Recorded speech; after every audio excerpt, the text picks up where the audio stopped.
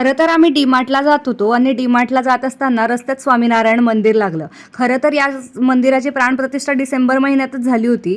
पण विषय असा झाला ना, की आमचं जमलंच नाही जाणं. मग आता रस्त्याने अचानक निघालोच होतो आणि समोर मंदिर दिसलंच, तर म्हटलं चला दर्शन तरी घेऊया. आता ही जी समोर तुम्हाला हनुमानाची मूर्ती दिसते ना, ही कमीत कमी 50 ते 52 फुटी मूर्ती आहे आणि खूप सुंदर मूर्ती आहे आणि मंदिर तर खूपच छान आहे. अगदी मन शांत होऊन जातं असं मंदिर आहे. आता तुम्ही मला विचाराल, की हे मंदिर कुठे आहे?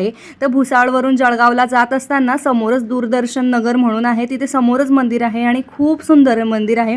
तुम्ही व्हिडिओमध्ये बघूच शकता ना, की किती सुंदर बनवलेलं आहे. आणि असं म्हटलं जातं, की ह्या मंदिरामध्ये जी स्वामीनारायण भगवानांची जी मूर्ती आहे ती 202 वर्ष जुनी आहे. तुम्ही बघू शकता मंदिराची कारागिरी किती सुंदर केलेली आहे.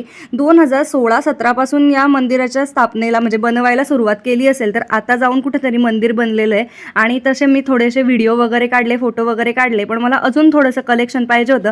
मी लगेच दादाला कॉल केला. दादा माझा जळगावमध्येच असतो. मग दादाने मला काही पिक्चर्स पाठवले वगैरे आणि ते सुद्धा मी अटॅच केलेले आहे. मंदिराचा परिसर बघू शकता, खूपच शांत आणि खूप सुंदर आहे.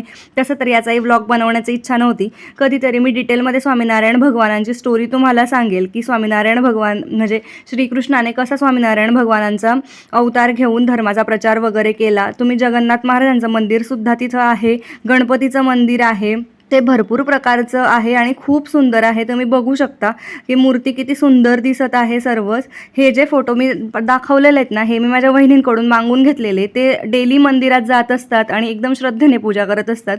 आमचं रोज वगैरे काही जाणं होत नाही.